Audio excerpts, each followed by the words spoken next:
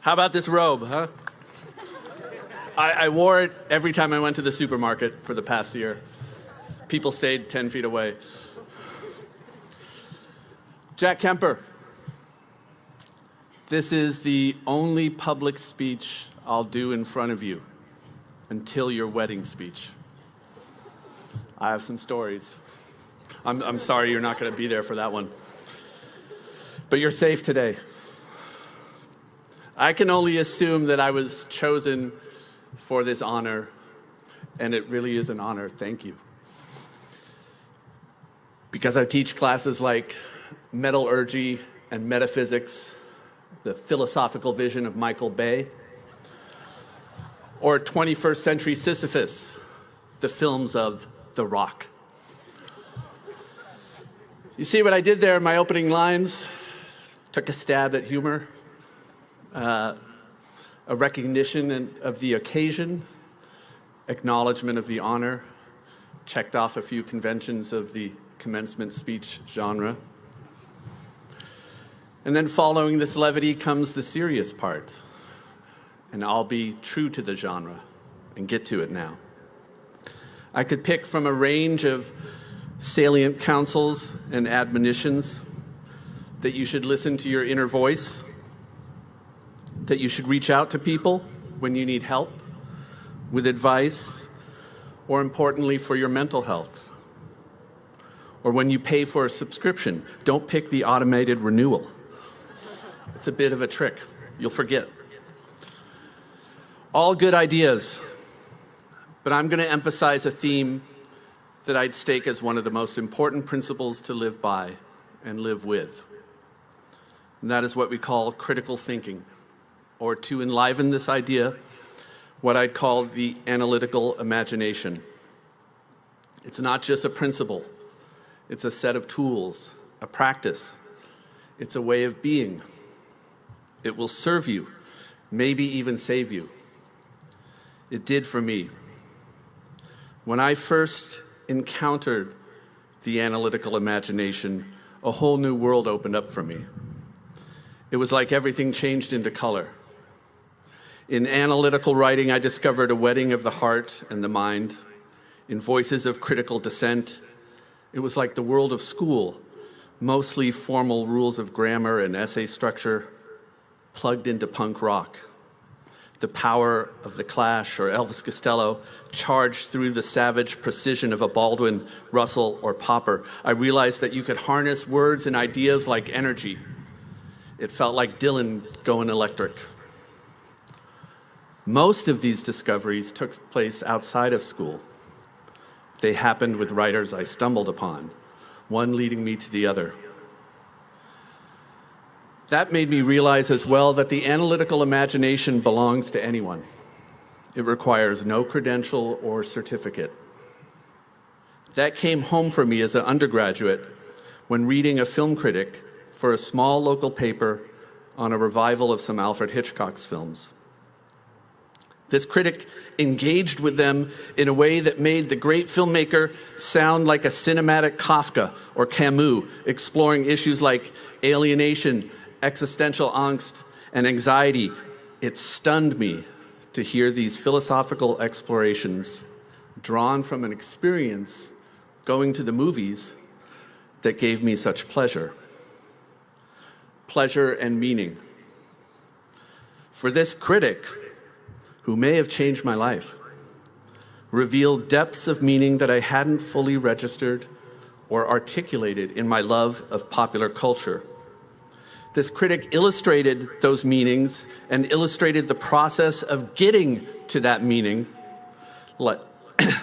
And like other great writers, he made this analytical process exciting. I recall, for example, sitting in the college library, closely examining a passage from Aristotle or some other seemingly serious and scholarly sanctioned subject. At least that's what I was supposed to be working on. I spent just as much time poking around the stacks, pulling down books like Susan Sontag's Against Interpretation, Roland Barthes' Mythologies, or the collected film criticism of Pauline Kael. Books my philosophy professor might find frivolous enraptured me. Barth elegantly unraveled the hidden codes structuring literature and culture. Cale's criticism revealed truths about the film medium and herself at the same time, and did so in a singularly idiosyncratic style. Reading her was like living through her experience of the film. And just as this analytical approach required no institutional authority, only strong reasoning and taste, it could range into any terrain. Sontag wrote about seemingly everything under the sun: pop art, modernist music, the films of Godard and Bergman, Samuel Beckett, and the Supremes. She even wrote about Roland Barthes, my other hero. By engaging with these writers, I was learning how to express myself. They offered no manual, formula, or set of rules. No lesson on where to put a verb or a dependent clause. Instead, these critics and thinkers modeled for me the passion of dedicated intellectual toil and the idea of honoring your commitment to meaning by treating critical analysis with respect, basically putting in the time because it deserved it. It was clear from their exhilarating, passionate prose that something was at stake, and that their engagement with analysis entailed something truly meaningful.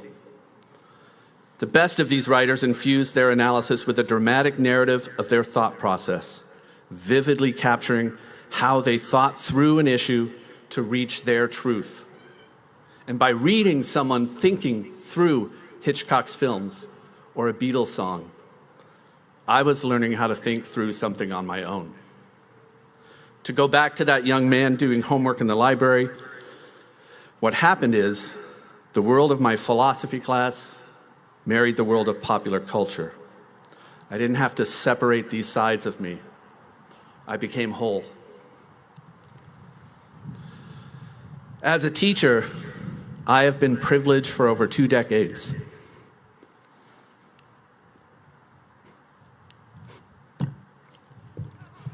To see this sense of discovery in my students almost every day,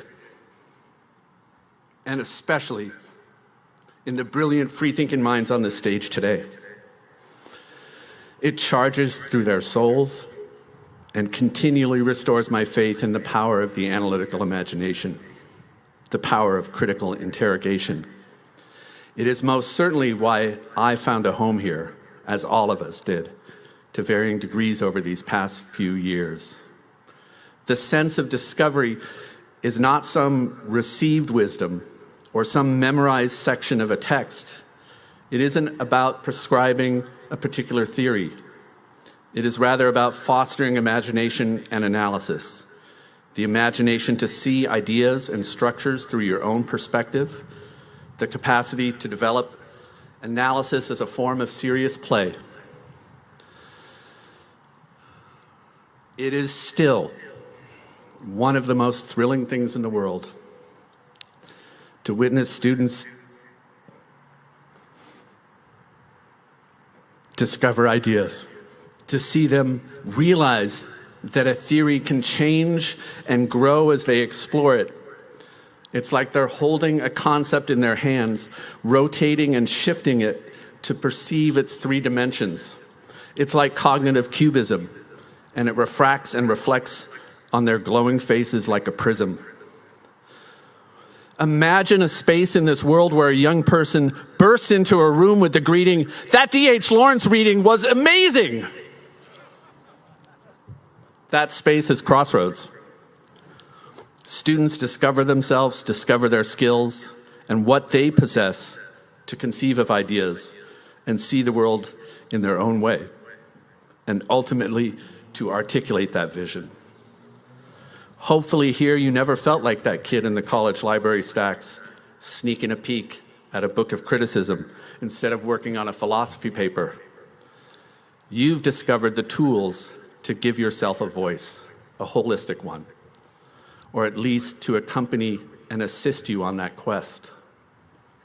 Our education here emphasizes imagination and analysis rather than mere accumulation of facts because we trust that your inspiration and curiosity will take you to diverse topics and paths. And we have the confidence that you will pursue them thoughtfully and authentically because we respect you. This capacity to appreciate what other people dismiss resonates with the social movements we're experiencing right now. Part of what we're wrestling with as a culture is rejecting what people have told us to think is important and fighting to give equal form to other voices. If your way in is the environment or climate change, social justice, or identity politics, it's about bringing these voices, their critical analysis, and their meanings into the serious discussion, not being dismissed or separated.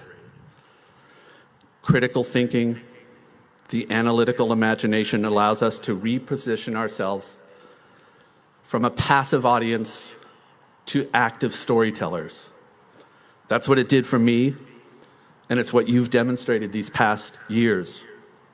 And that's what social movements are calling for. The right to live our lives as our whole selves, rather than splitting off sides of ourselves, and to do so with the custody and care of a community. We're grappling with these questions as a society because critical thinkers, those possessing analytical imaginations to see that things could and should be different, many of them on this very stage, expose these truths. This year only revealed the crucial role of analytical and critical thinking. It revealed that the analytical imagination is in fact essential work, essential to our core as humans, and essential to our work to build communities and social systems with all the politics so entailed in such endeavors. What drives analysis, critical and constructive, though I think they remain the same, is the imagination, the vision that things can be different. As we emerge from this year, we know that things can be different. Things could have gone differently. And we can make this new world different than it was before. I'm not prescribing what you want or need to be, or in the commencement speech genre, to weigh you down with a clarion call to change the world. I want you to find what sparks your own reckoning, to find your own voice and the dialogue that engages you in any field or endeavor, politics, sports, poetry, street art, or dance criticism, so long as it makes you complete. In doing so, you will become whole and create a space for others to make their own way and their own meaning, for them to become whole. It commences time and time again. I love you all.